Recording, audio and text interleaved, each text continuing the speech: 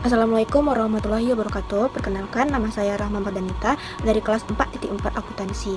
Di sini saya akan menjelaskan mengenai materi yang saya dapat tentang audit atas pengendalian internal dan risiko pengendalian. Definisi pengendalian internal. Menurut COSO, pengendalian internal adalah proses yang dilakukan oleh direksi atau dewan komisaris, manajemen, dan personalia lainnya yang dirancang untuk memberikan asuransi atau keyakinan yang memadai tentang capaian atas tujuan-tujuan berkenaan dengan kegiatan perusahaan, pelaporan, dan ketaatan. Siapa itu COSO?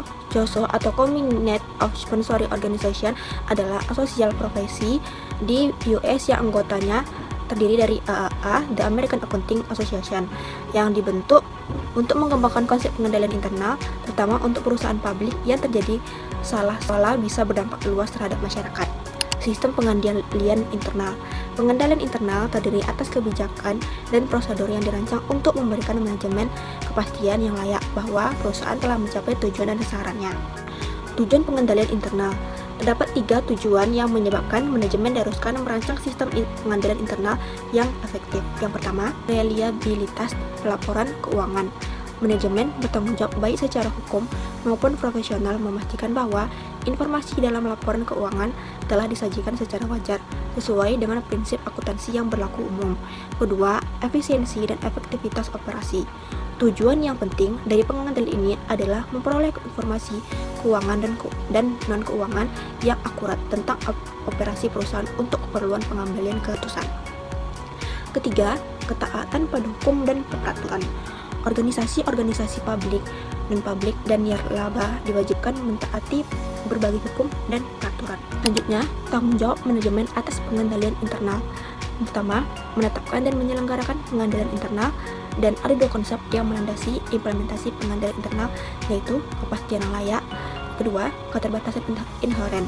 Kedua, laporan tentang keefektifan pengendalian internal.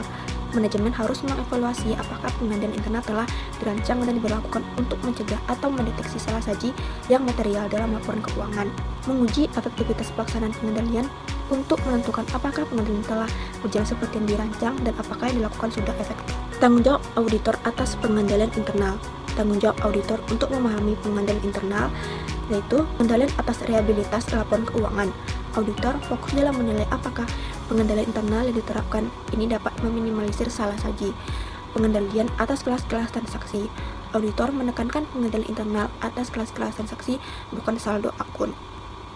Tanggung jawab auditor untuk menguji pengendalian internal, untuk menyatakan pendapat mengenai pengendalian internal. Selanjutnya, komponen pengendalian internal COSO. Combined of Sponsoring Organization of the Triway atau COSO memperkenalkan adanya 5 komponen pengendalian internal, yaitu sebagai berikut. Yang pertama, lingkungan pengendalian internal atau bisa disebut dengan control environment.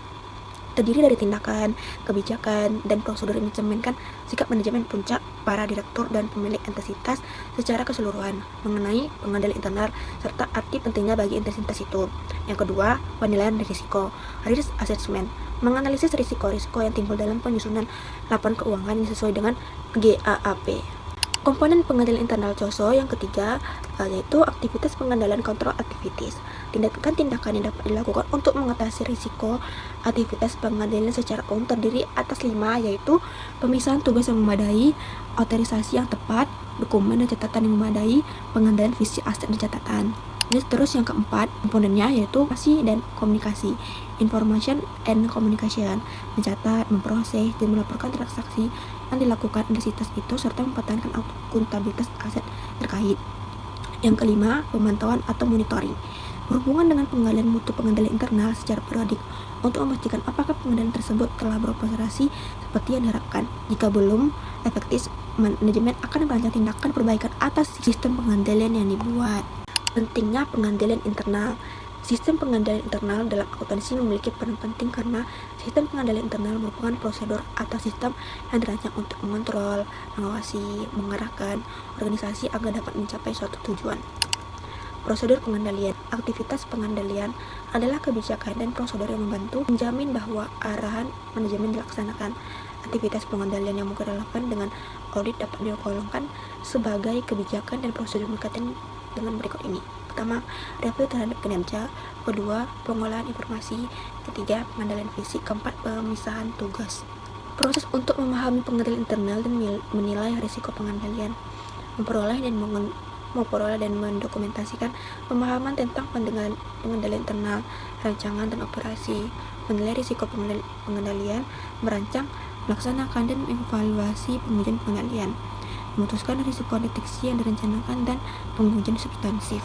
Demikianlah yang dapat saya sampaikan tentang materi pengendalian internal dan risiko pengendalian. Apabila ada kesalahan dan kekurangan, saya mohon maaf. Wassalamualaikum warahmatullahi wabarakatuh.